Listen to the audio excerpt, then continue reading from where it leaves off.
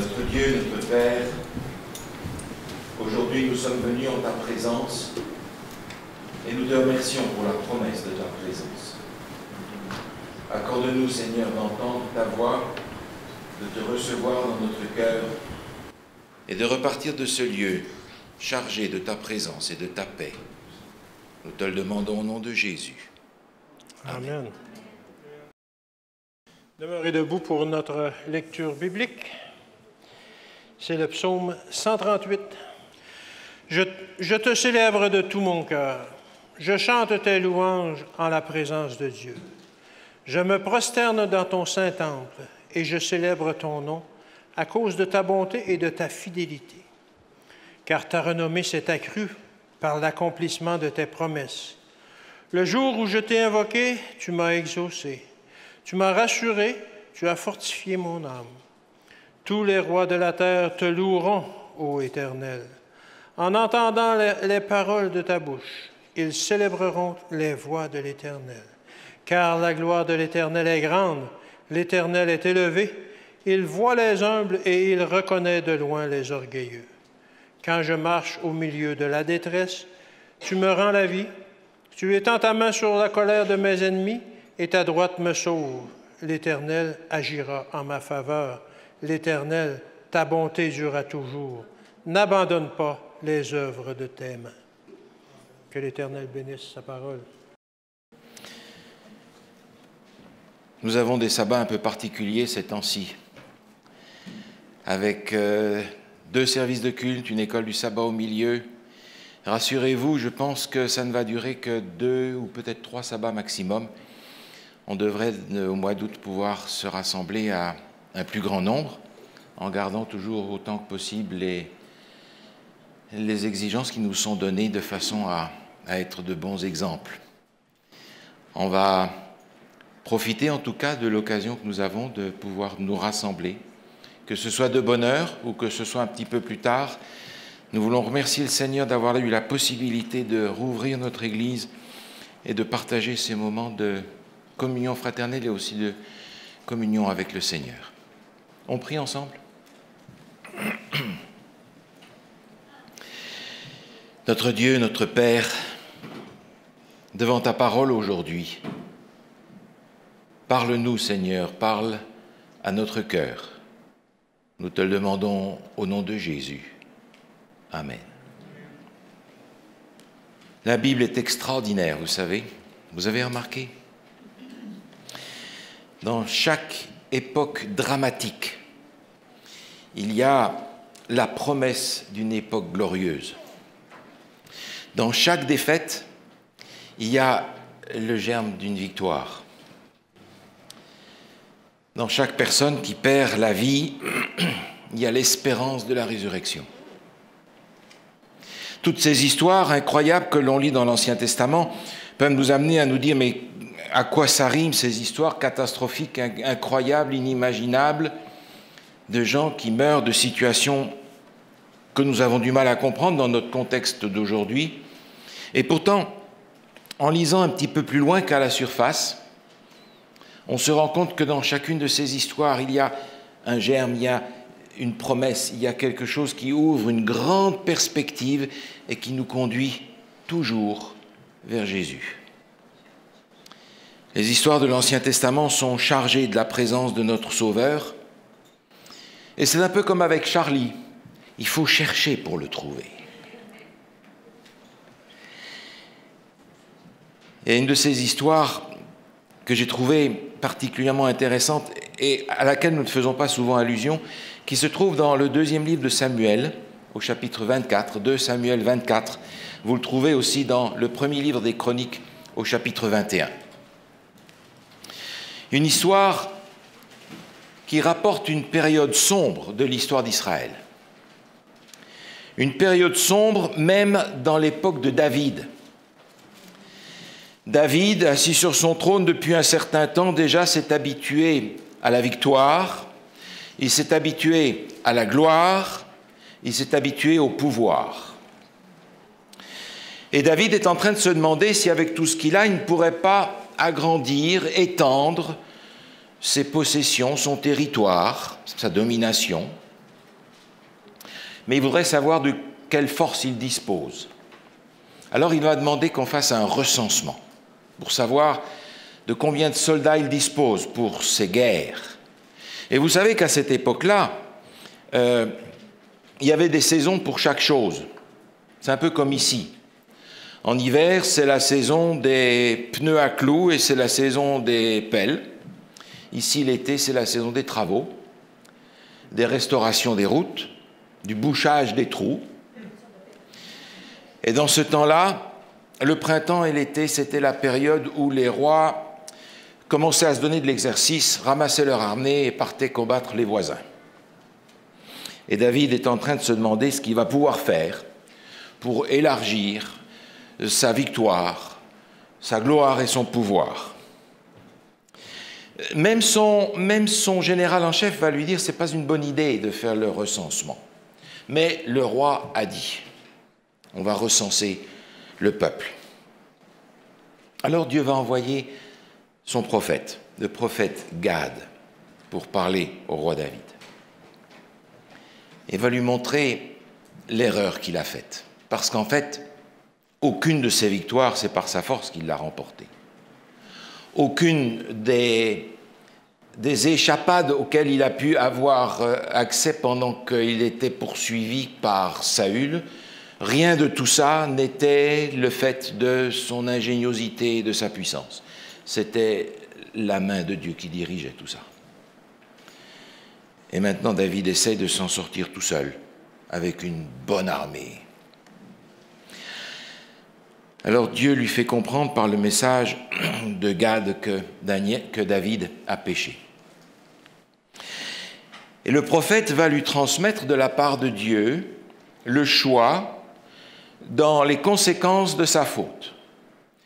7 ans de famine, 3 mois de défaite devant ses ennemis, ou 3 jours de peste pour le peuple entier. Qu'auriez-vous choisi ? David ne veut pas choisir, il demande simplement de ne pas tomber entre les mains de ses ennemis. Et Dieu finalement choisit pour lui 3 jours de peste dans le peuple. 3 jours de peste. Pendant ces 3 jours, 70 000 hommes vont mourir dans le peuple d'Israël. Alors David crie à Dieu et il dit « Mais Seigneur, arrête cette plaie, c'est pas leur faute, c'est la mienne. Ces gens n'ont rien fait, c'est moi qui ai fait l'erreur, c'est moi qui ai péché. Pourquoi donc ce peuple doit-il subir les conséquences de ma faute? C'est ma faute. » D'autant plus que, quand on lit le texte, on se rend compte que David voit l'ange de l'Éternel qui passe à travers le peuple et à travers Jérusalem pour exercer cette plaie qui vient de Dieu. Il voit l'ange qui passe dans son peuple. Alors Dieu envoie le prophète et lui dit à nouveau, écoute, cette plaie va s'arrêter, mais va dans un certain endroit, va sur l'aire d'Aravna, ou l'aire d'Ornan, dans d'autres versions. Et là, élève un autel, présente un sacrifice à l'Éternel. Et c'est ce que David va faire. Il va aller rencontrer Ornan et lui dire « Je viens ici pour faire des sacrifices à l'Éternel, je viens acheter cette terre. » Alors Ornan, honoré d'avoir la présence du roi, honoré de ce que le roi veut utiliser cette terre pour en faire un lieu de culte à Dieu, va lui dire « Mais je te donne cette terre, elle t'est donnée au roi. » Et David lui dit « Pas question. Pas question de faire un sacrifice à Dieu qui ne me coûtera rien. » Et le texte nous dit que David a payé 600 cycles d'or pour la terre et qu'il a payé 50 cycles d'argent pour les bœufs et les chars qui se trouvaient là. Dans le 2e livre de Samuel, au chapitre 24, au verset 18, nous lisons ceci. Ce jour-là, Gad vint auprès de David et lui dit « Monte, élève un autel à l'Éternel dans l'aire d'Aravna, le Jébusien. » Et c'est ce que David va faire. C'est intéressant parce que David va ici offrir des sacrifices à Dieu.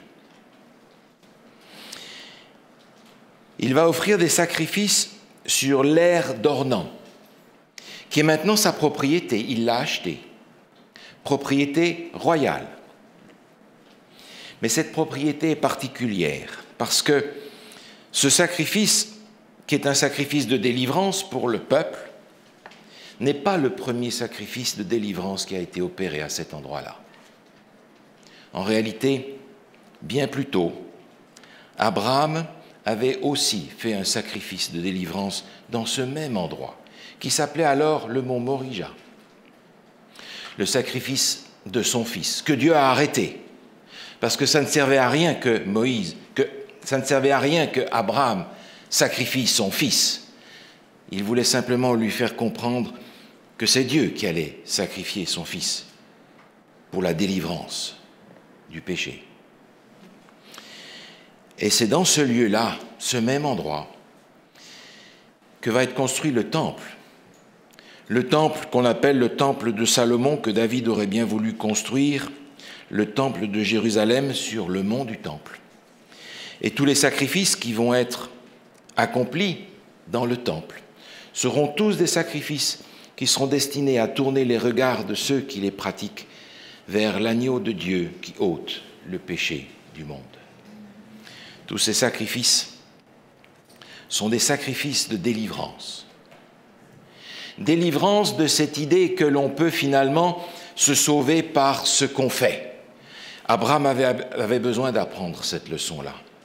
Il avait pensé par lui-même, par sa stratégie, par la tradition, il avait pensé réaliser les promesses de Dieu par lui-même. Et Dieu lui dit même, là, le sacrifice de ton fils ne servira à rien. C'est le sacrifice du Fils de Dieu qui donnera la vraie délivrance. David, lui, avait besoin d'apprendre la délivrance par rapport au salut par ses œuvres. Ce n'est pas par la puissance de son armée qu'aucune victoire n'aura été acquise. C'est par la grâce de Dieu. Ce n'est pas par le calcul de sa force. Finalement, tous ces sacrifices qui sont accomplis là dans ce lieu depuis le sacrifice d'Abraham jusque tous les sacrifices qui sont accomplis jusqu'en 31 de notre ère sont tous des sacrifices qui tournent les regards vers celui qui nous délivre de nous-mêmes, qui nous délivre du péché, qui nous délivre de cette nature qui veut s'en sortir par lui-même, qui nous délivre du salut par les œuvres. Parce que c'est l'Éternel, c'est lui seul qui nous sauve.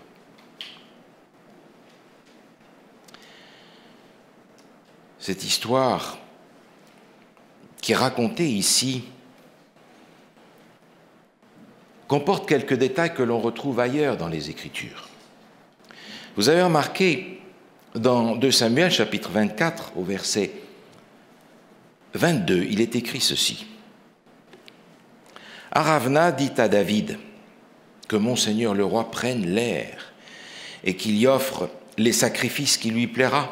Vois, les bœufs seront pour l'holocauste et les chars pour l'attelage serviront de bois. Ce détail se retrouve dans une autre histoire, dans une histoire encore sombre de l'histoire d'Israël. Elle nous est racontée dans le premier livre de Samuel, au chapitre 6. Là encore, le peuple d'Israël était parti contre les Philistins et pour s'assurer d'avoir la victoire, ils avaient pris la mascotte, ils avaient pris avec eux l'arche de l'Alliance. Pas moyen de perdre la bataille si on part avec l'arche de l'Alliance. Et catastrophe. Non seulement les Philistins ont gagné la bataille, non seulement ils ont pris l'arche, mais le sacrificateur est mort. Élie, en apprenant que l'arche avait été prise, est mort. Là. Plus d'arche, plus de victoire, plus de sacrificateur. Israël avait tout perdu. Mais imaginez un petit peu l'arche de l'alliance de Dieu avec son peuple, prise par un peuple étranger, ça c'était plus que ce que Hébreux pouvaient imaginer et supporter l'Arche de l'Alliance chez les Philistins. Alors Dieu, dans son humour, va faire regretter aux Philistins d'avoir pris cette arche, parce que pendant 7 mois, tous les malheurs de la terre vont leur tomber dessus. Et au bout de 7 mois, ils vont dire, cette arche, on va la leur rendre, parce que c'est une catastrophe. Alors, ils vont prendre un char neuf, des bonnes vaches neuves, et ils vont mettre dessus l'arche, et ils vont laisser les vaches emmener cette arche où elles veulent aller, sans qu'ils puissent voir qu'il y avait là un ange, ou 2 ou 3 qui dirigeaient cet attelage là où il devait aller. Et vous imaginez, quand les Hébreux ont vu arriver toutes seules, sur ce char, l'Arche de l'Alliance, grande joie, les vaches se sont arrêtées, ils ont déchargé, les Lévites ont déchargé l'arche, l'ont posée sur une grande pierre, ils ont pris le char, ils ont coupé ça en petits morceaux pour en faire du bois, et ils ont pris les vaches et ils ont sacrifié les vaches en sacrifice de reconnaissance à Dieu de leur avoir rendu l'Arche de l'Alliance. Curieusement, c'est ce qu'on a dans notre texte ici. Et cette histoire a inspiré des gens très loin dans l'histoire. Virgile, qui est un écrivain romain du 1er siècle de notre ère, a laissé dans son temps une devise, ad utrumque paratus. Et cette devise a été reprise, prêt pour l'un comme pour l'autre. Cette devise a été reprise par beaucoup de sociétés. Elle a été reprise, par exemple, en 1666 par l'université de Lund, en Suède, comme leur mot d'ordre. Ça a été repris en particulier aussi par la Société missionnaire baptiste en 1814 et d'autres institutions. Et l'image est simple. On va la voir sur l'écran, si vous voulez bien la montrer. C'est un bœuf qui a d'un côté une charrue et de l'autre côté un autel. Ad utrumque. Prêt à l'un et à l'autre. Prêt au service et prêt au sacrifice. Prêt à servir l'un et prêt à servir l'autre. Prêt pour la charrue, prêt pour l'autel. Prêt pour le service, prêt pour le sacrifice. Aujourd'hui, nous allons, en tant qu'Église, demander au Seigneur de consacrer Michael pour l'anciennat. Et c'est une tâche particulièrement importante parce que c'est un ministère pastoral en réalité, pour l'Église locale. Le ministère d'ancien est un ministère de pasteur pour l'Église locale. Et quand on voit l'histoire de David dans le texte que nous avons évoqué aujourd'hui, cette maxime qui nous est restée depuis le texte biblique en passant par le 1er siècle de l'ère chrétienne est particulièrement appropriée pour tous ceux qui veulent s'engager dans le service de Dieu. Prêt pour l'un comme pour l'autre. Prêt pour le service, prêt pour le sacrifice. Et vous savez, j'ai l'impression que cette devise ancienne est très juste, mais elle a pris aujourd'hui une tournure un petit peu différente. Parce que pour tous ceux qui s'engagent au service de Dieu, ce n'est plus prêt pour l'un ou pour l'autre, c'est prêt pour les deux. Personne ne s'engage au service de Dieu sans avoir à servir et sans avoir à faire de sacrifices. Alors le Seigneur va nous demander des sacrifices différents. Les sacrifices qui vont te demander, Michael, ce ne seront pas les sacrifices qui seront demandés à d'autres, et ainsi de suite. Les sacrifices qui m'ont été demandés étaient aussi dévastateurs qu'inattendus. tu as pu le voir, mais c'est encore une fois par la foi que j'accepte les sacrifices, parce qu'ils sont nécessaires. Et les uns et les autres, nous serons appelés à sacrifier ce qui nous empêche d'offrir à Dieu le meilleur service. Certains seront amenés parfois à sacrifier toute leur vie. Et on a à l'esprit cette image peut-être maintenant devenue ancienne, des missionnaires qui partent, qui laissent leur famille, qui laissent leur endroit d'origine, qui laissent leur propriété, qui laissent tout ce qu'ils ont, et qui partent à l'autre bout du monde pour annoncer l'Évangile. Et c'est vrai que beaucoup d'hommes, de femmes ont fait des sacrifices gigantesques pour amener l'Évangile à l'autre bout du monde. Mais aujourd'hui, il n'est pas nécessaire d'aller à l'autre bout du monde pour être appelé à faire des sacrifices. Nous sommes appelés les uns et les autres à faire le sacrifice nécessaire pour que nous puissions servir tel que Dieu nous le demande de le faire. Je ne sais pas, Michael, quel sacrifice le Seigneur va te demander de faire. Mais service et sacrifice sont incontournables pour ceux qui se consacrent au service du Seigneur. Prêt pour l'un et pour l'autre. Est-ce que nous sommes prêts pour l'un et pour l'autre? Alors aujourd'hui, nous allons demander au Seigneur de consacrer Michael au service d'Anciennat. Mais est-ce que nous n'avons pas tous été appelés à servir d'une manière ou d'une autre? Est-ce que nous n'avons pas tous été appelés au service et aussi au sacrifice d'une certaine manière? Oh, des sacrifices différents, des services différents. Mais nous sommes tous en marche dans la même direction. Cependant, je pense que vous et moi, nous ne sommes pas nécessairement prêts au sacrifice. Parce qu'il y a des sacrifices qui nous font reculer parfois. Des sacrifices qui nous rappellent notre impuissance. Qui est suffisant pour ces choses? Prêt pour l'un et pour l'autre. Prêt pour le service, prêt pour le sacrifice. J'aimerais vous relire ces quelques phrases tirées du livre Éducation, écrit par Ellen White, à la page 57. Ce paragraphe que vous connaissez bien et qui illustre, je trouve, parfaitement bien cet appel au service et au sacrifice. Cet appel que le Seigneur lance à tous ceux qui sont disposés à se mettre à sa disposition. Elle écrit ceci.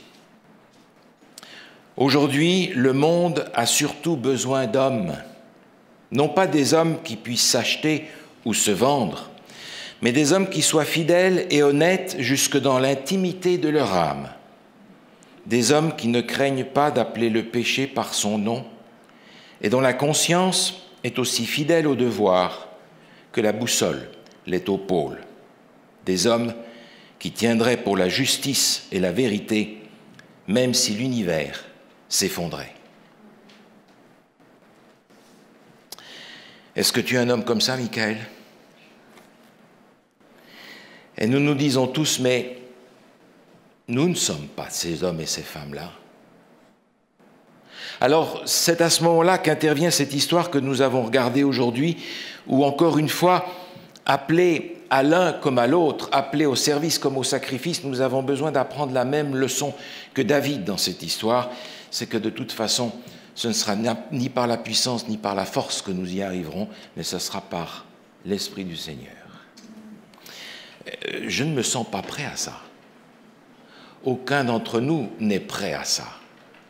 Il faudra que le Seigneur nous accorde et la force et son esprit pour le service et sa force et son esprit pour le sacrifice, quel qu'il soit. Est-ce que je vais être cet homme-là? Est-ce que je vais être cette femme-là?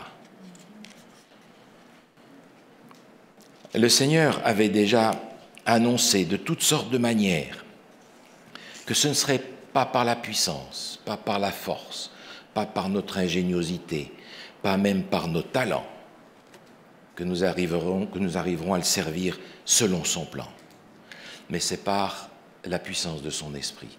Et là, nous avons affaire à une promesse, la promesse qui nous donnera son esprit pour ce qu'il nous demande de faire. Alors si c'est ça, Seigneur, je suis prêt à l'un et à l'autre. Et j'aimerais terminer ce matin par ce texte qui se trouve dans la deuxième épître de Paul à Timothée, où il adresse à son disciple cette invitation. Une invitation qui nous adresse à tous, mais qu'il t'adresse à toi, Michael, aussi en particulier, où se trouve en effet l'appel au service et au sacrifice. 2 Timothée, chapitre 2, au verset 15, il est écrit ceci.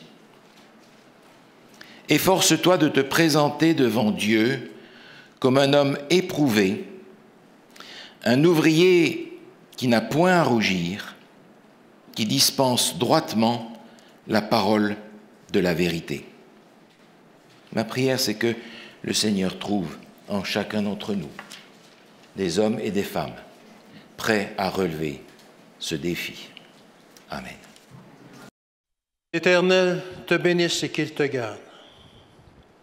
Que l'Éternel fasse luire sa face sur toi et qu'il t'accorde sa grâce. Que l'Éternel tourne sa face vers toi et qu'il te donne la paix. Allez en paix.